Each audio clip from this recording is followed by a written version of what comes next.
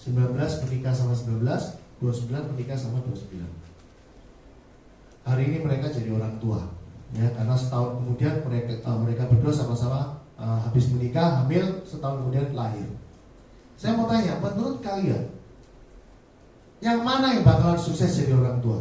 19 apa 29? Secara umum nggak mikir jauh-jauh, pasti semua milih yang mana? 29, karena Anda nganggap mereka lebih matang. Enggak juga. Nah ini loh, makanya saya bilang, jangan merasa agent 10 tahun baru dia sukses jadi agent. Mentang-mentang masih bau kencur, umur 19 Anda gagal. Nggak ada jaminan. Kalau yang umur 19 mau menerima, oh wis jadi orang tua, harus ada tanggung jawab. Mesti ngopeni anak, mastiin punya uang dengan kerja keras supaya besok sekolah yang terbaik. Ya, pulang kerja harus di rumah karena sudah ada istri, sudah punya anak. Tapi yang umur 29 nggak menerima statusnya sebagai orang yang sudah married, sudah jadi orang tua. Pulang kerja nggak pulang, main biliar sama temennya.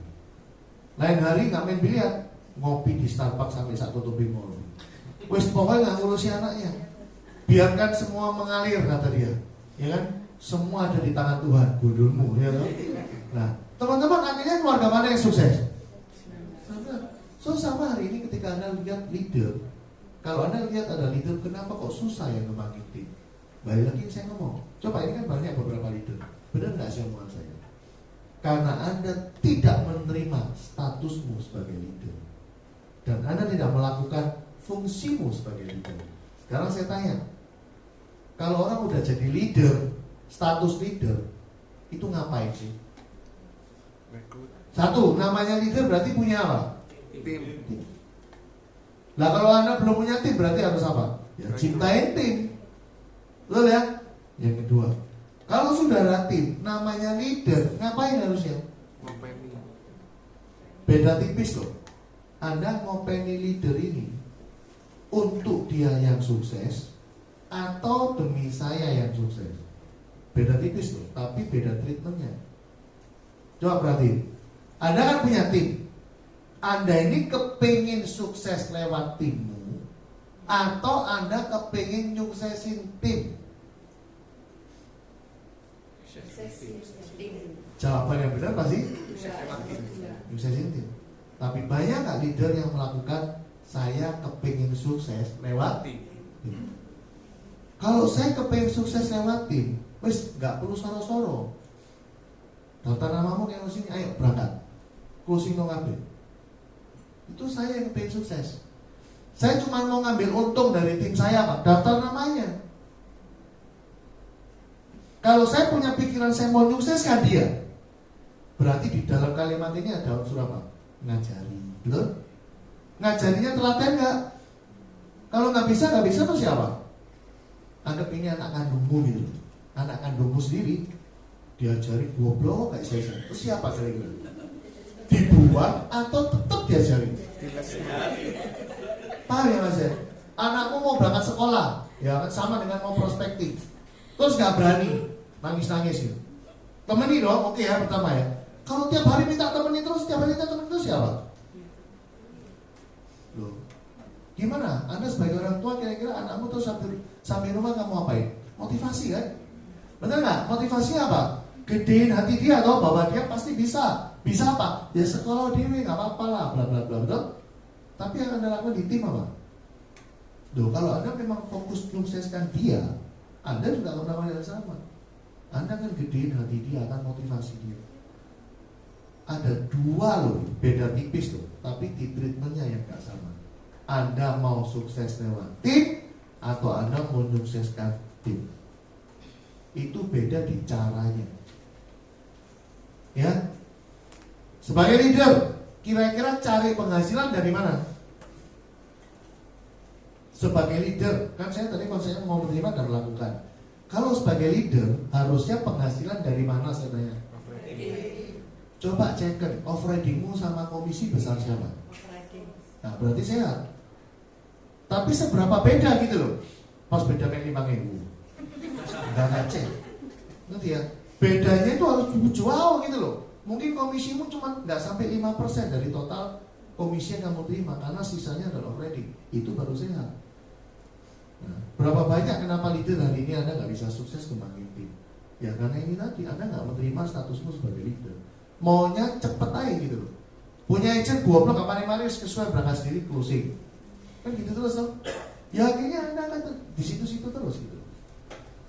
Ya, teman-teman saya sejak 2006, saya ini nggak punya relasi banyak. Saya setiap tahun cuma ngandelin agent dari 2006 loh, sampai hari ini. Karena saya nggak punya lingkungan, ya. Tapi saya berusaha untuk bisa ngembangin tim. Contoh sekarang yang sudah adik sama adik, Anda udah siap-siap nggak untuk 2020? Punya tim nggak? Saya udah mulai kritis gitu loh. Ya, mulai kritis dari apa? Dari generasi muda lagi, milenial. Ya, pernah ada satu survei dari Prudential sendiri, ya, di mana Prudential melihat beberapa orang-orang Prudential yang hari ini tetap sukses walaupun sudah belasan tahun. Dia pelajari. Ternyata ketemu satu statement bahwa ternyata mereka ini dulu waktu join usianya sekitar 25 sampai 35. Jadi usia 25 sampai 35 boleh dibilang adalah usia paling emas untuk memulai bisnis ini berdasarkan surveinya Prudential.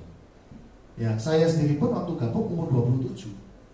Kado waktu gabung berarti 28. Ya, usia-usia segitu. Nah, bagaimana dengan Anda? Anda mau memulai nggak? Saya tahu nggak, saya punya agent milenial umurnya berapa? Super milenial banget. 19-an semua. Barusan ulang tahun 20-an semua. Ada satu masih belum ulang tahun. Masih kecil-kecil semua. Tapi bagi saya itu sebuah challenge. Saya kepengen suksesin mereka. Nah, gimana caranya? Ya, teman-teman, Anda kalau mau rekrut orang itu, jangan bingung dengan sistemnya Prudential dahulu. Itu Anda harus kuasai memang sistemnya. Tapi yang pertama bukan itu. Kalau Anda mau rekrut orang, awali dulu dengan fact finding yang tepat. Fact finding itu apa sih? Fact finding itu Anda gali-gali informasi. Ya, orang akan berubah karena ada dua. Apakah dia takut sesuatu dengan keadaan dia sekarang, atau dia kepingin dengan keadaan apa?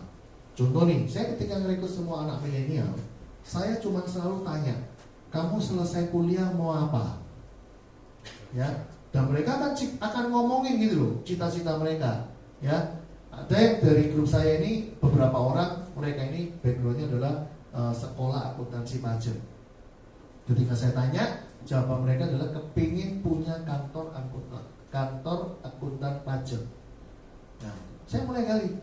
Kamu ketika lulus nanti kepingin ikut orang apa langsung buka? Rata-rata pasti jawabannya apa? Ikut orang. Nah, saya tulis, kamu lulus umur berapa? Dia bilang 22. Saya tulis 22. Kira-kira butuh berapa lama kamu untuk cari pengalaman? Dia bilang 7 tahun. Oke, saya breakdown lagi sampai 29. Nah, gaji berapa yang kamu harapkan dari sini? Dia bilang ya pertama 5 juta lah. Oke. Saya naikin terus setiap tahun sampai akhirnya tahun ke usia 28 itu terakhir jadi 15 juta yang dia mau. Ya wes. Anggap hari ini umur 29, saya tanya sama dia. Udah kan selesai kan? Wes, supaya buka. Saya bilang. Ini bukanya mau di mana? Di rumahmu, di ruko apa di gedung? Dia bilang ruko dulu. Ya wes, tak tulis ruko. Rukonya mau sewa apa mau beli? Saya bilang beli. Dia bilang oke, beli. Tahu nggak harganya ruko berapa? Nah, anak zaman sekarang asal ngomong nggak mikir, ya kan? Berapa bu? 2M. 2M dari mana? Saya bilang. Nah, saya cerita beberapa langsung dia berubah mimpinya. Oh kalau gitu sewa dulu bu. Yoi sewa. Nah, saya tanya sewanya daerah mana? Nah, saya kasih tahu beberapa tempat. Mulai bingung dia. Terus saya tanya, ini gajian dari 5 sampai 15 juta selama 7 tahun. Memang bisa disimpan berapa? Atau disimpan, duitnya berapa, mana cukup? Terus saya tanya lagi, ini habis sewa, kan perlu di interior. Menurutmu interior butuh berapa lagi? Saya breakdown angka-angka ini. Semua mukanya pucat, nggak nututi pasti. Betul kan? Dan saya akhiri dengan kalimat sederhana, saya cuma bilang sama mereka apa? Cita-citamu ini bagus. Harus bisa diwujudkan, saya bilang. Harus. Jadi saya bukan mematahkan apa yang jadi cita-cita dia, tapi saya mensupport bahwa ini harus terjadi. Tetapi satu hal, kamu butuh satu jembatan untuk bisa nyampe ke sini. Apa jembatannya? Nah ini loh, saya mulai cerita Prudential. Teman-teman sadar nggak? Kalau Anda ikutin BOP itu secara standar, waktu jadi agen Anda kan penghasilannya kan 84 juta, ya kan, setahun. Ya, waktu jadi AAD kan 240 juta kan, waktu jadi AD kan 630 juta. Ini kalau dijumlah semua 950 juta dalam 3 tahun. Ini sama halnya dengan penghasilan Anda hari ini langsung 27 juta per bulan. Saya tanya sama anak-anak ini, kamu nanti kalau jadi prudential, sengaja buka rekening yang kosongan ya. Semua penghasilan prudential jangan kamu tarik, karena kamu masih bisa minta orang tua. Kamu cek ke 3 tahun prudential kasih kamu uang berapa. Ini loh, hampir 1 miliar kalau cara kerja standar. Kalau cara kerjamu lebih dari standar, perlu bisa kasih lebih dari 1 M. Ya apa cara kamu bisa dapat penghasilan rata-rata 27 juta saya tanya. Nah, inilah akhirnya buat mereka mau gabung. Kemudian ada yang mungkin gabung cuma karena kepingin beli papanya, ya terserah gitu loh. Tapi nanti saya yakin begitu dia mulai closing saudara dan melihat ada beberapa angka masuk ke rekeningnya, pasti akan mulai berbeda gitu cara keluarnya. Teman-teman, kalau Anda tetap jualan terus, nggak mikirin bangun tim, Anda harus benar-benar jadi kayak Andoyo. Setiap tahun jualan 2-3 M, nggak apa-apa. Anda bisa kaya dengan passive income. Persis kayak mentor Anda Andoyo. Mampu nggak ada jualan 2-3 M setiap tahun selama-lamanya. Kalau Anda nggak bisa jualan seperti itu, Anda harus banting setir. Pilihan Anda di Prudential cuma 2. Anda mau kaya dengan jualan atau Anda mau kaya dengan tim. Nggak bisa dua-dua. Kalau Anda udah bagus di tim, Anda nggak akan sempet jualan. Percaya saya. Saya hari ini datang telat, cuma gara-gara apa? Ngurusin klaim. Lagi mau berangkat ada klaim, nggak mungkin kan sambil nyetir, nggak mari-mari teman. Ya terpaksa duduk dulu, saya beresin dulu semua. Telepon Medika, telepon ke mitranya, beresin semua, udah fix semua, telepon nasabah, nah, baru berangkat. Bayangkan kalau saya setiap tahun jualan, nah terus setiap hari lah ngurusin klaim terus gimana? Saya benar nggak pernah jualan. Nah, kebiasaan saya. So Anda harus ambil keputusan jelas gitu loh teman-teman. Anda ini mau apa di Prudential? Mau kaya dengan jualan? Udah ada contohnya. Anda lihat Handoyo, Anda lihat Edi, bukan Edi Tyson ya, Edi Wijaya. Bisa Anda jualan terus. Tapi pastikan Anda konsisten setiap tahun 2M, 3M, 2M, 3M, 2M, 3M. Bisa. Ya. Coba Anda hitung, kalau Anda 2 miliar, kalian 40% berapa dapatnya? 800 juta kan? Dikali 2 kan berarti? Kan repeat kan? Berarti 1,7. Berarti berapa sebulan? 150 juta. Ya. Itu kan overridingnya 2 miliar kali 33%. Berapa? 600, berarti kita tambah lagi berapa? 50. Betul ya? 50 masukin lagi minimal 200 juta. Kalau Anda konsisten 2 miliar, Anda dapat 200 juta setiap bulan. Overriding plus komisi. Mampu nggak? Mampu nggak? Kalau Anda nggak mampu, cari duit dari rekrut itu gampang. Lihat ya, semoga saya masih ingat. Pak, tolong hapus ini. Gimana kamu ngatuk ini?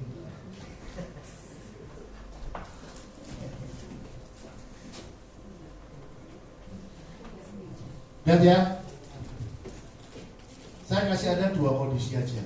Ini saya kasih Anda contoh awur-awuran. Yang saya mau tunjukin cuma adalah masalah networkingnya. Ya, dilihat.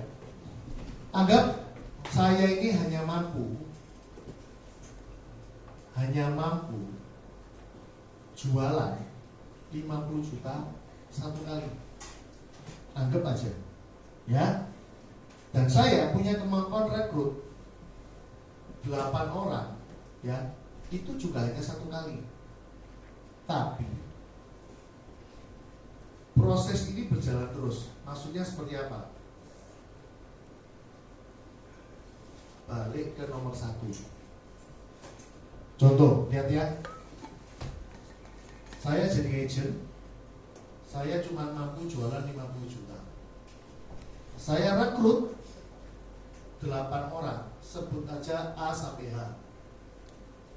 Dan mereka juga hanya mampu jualan satu kali 50 juta. Kali 8, berarti 400 kan? Total 450. Jadi AAD ya? Jadi. Anda beruntung kan? Jadi AAD nggak perlu harus jualan minimal 150 kayak dulu zaman kita. Walaupun Anda ini 10 juta aja bisa nggak naik? Bisa. Cuman tidak sehat.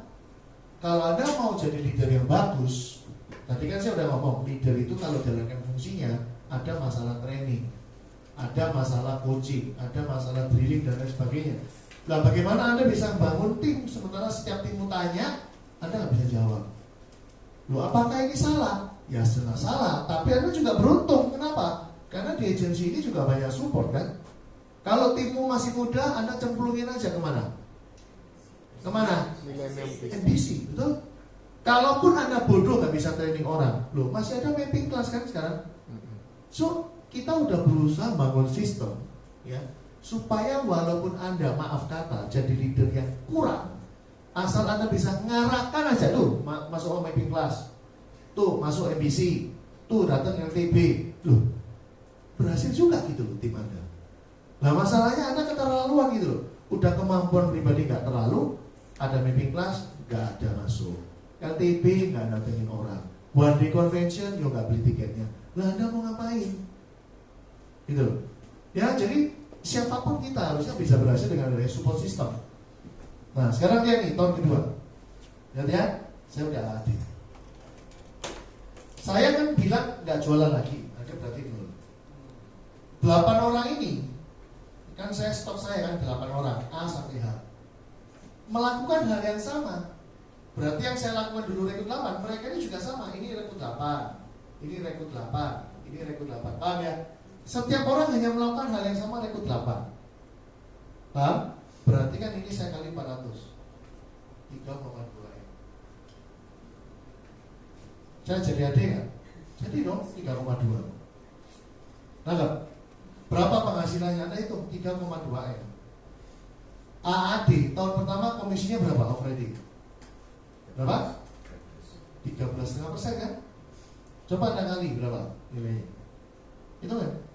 Ayo pegang HP-nya berapa ini? Itu 400 juta.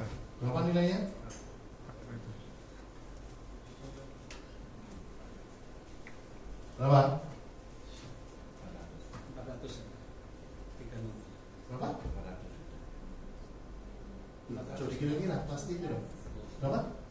432.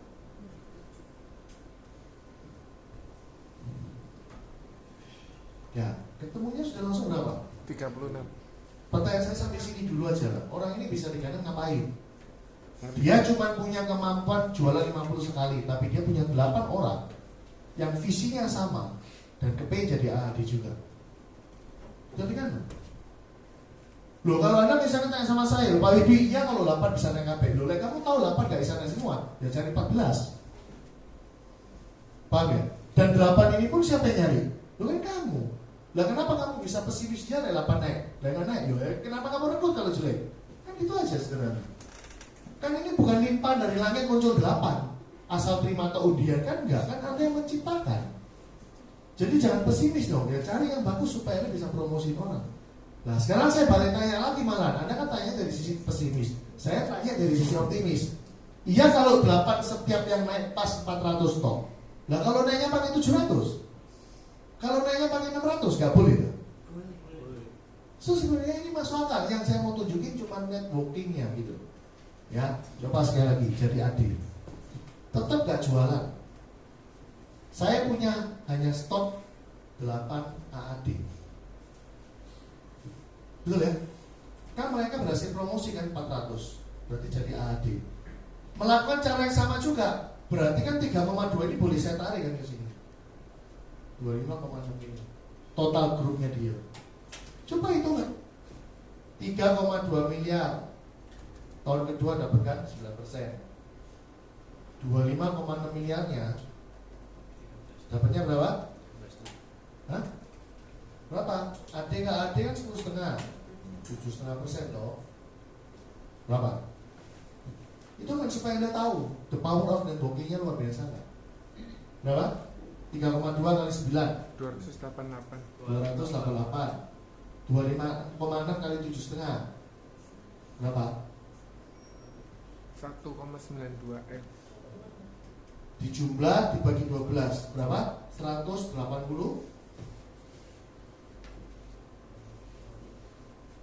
7 kalau 4.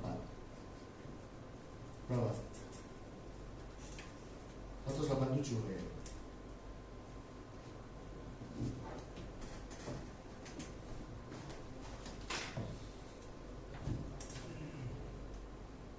Nah, nggak jadi D. Pertanyaan saya gini loh, kerja ini lebih susah mana dibandingkan yang tadi jualan 2 miliar, 3 miliar, 2 miliar, 3 miliar, 2 miliar, 3 miliar setiap tahun ya, 2 miliar, 3 miliar, 2 miliar, 3 miliar setiap tahun, 2 miliar, 3 miliar dengan cara ini lebih gampang mana? gampang itu. Ini bicara 1 tahun loh, 1 tahun loh ini. Harusnya bisa lebih nggak dari ini? Bisa. Pertanyaannya kamu lakukan nggak? Tahu ya? Makanya saya bilang kalau Anda mau menerima dan melakukan apa yang harusnya memang jadi dirimu, Anda pasti berhasil di bisnis ini. Kita hari ini udah selalu melakukan apapun barengan antara tim saya dengan tim Harvest, betul? Betul. Coba Anda pikir, kurang sistem apa lagi di gabungan kita? Anda nggak bisa training mapping class, yang masih ecek-ecek masuk basic class, enak loh, betul nggak? Yang sudah advance ya masuk advance class. Pertanyaan saya, Anda kirim orang nggak ke situ gitu loh? Loh, kalau Anda bisa training sendiri privat dengan Ciamik, nggak usah kirim, nggak apa-apa. Justru saya mengadakan itu, saya menyadari nggak semua leader pinter training, tapi tugasmu ngirim orang gitu loh, ngerti ya? Kamu masuk sana ya, harus datang loh ya. Kalau nggak datang ya Pak, ya pikirin mosok kamu ini ada cili apa-apa diajari. Nggak tahu mau kasih reward kek, mau kasih punishment kek, ya sesuaikan. Gitu loh. Yang penting tugasmu apa? Kirim orang. Ya sudah banyak loh. Betul nggak? Anda nggak bisa BOP dengan bagus, nggak bisa mancing orang untuk rekrut. Kirim kemana? LTB loh, bisa kan? Kan sudah enak semuanya ada. Ya, berapa bulan sekali dicas. Kirim kemana? Banding convention no? ODC kita masih adain lagi. Gila nggak udah kayak gitu loh. Anda masih nggak mau sukses mau kayak apa terus? Ya, ini saya tadi udah bicara tentang agen, udah bicara tentang AD. Pertanyaannya, bagaimana yang AD? Teman-teman, ya, saya kasih bocoran. Ojo sampai bos share loh itu. Ya.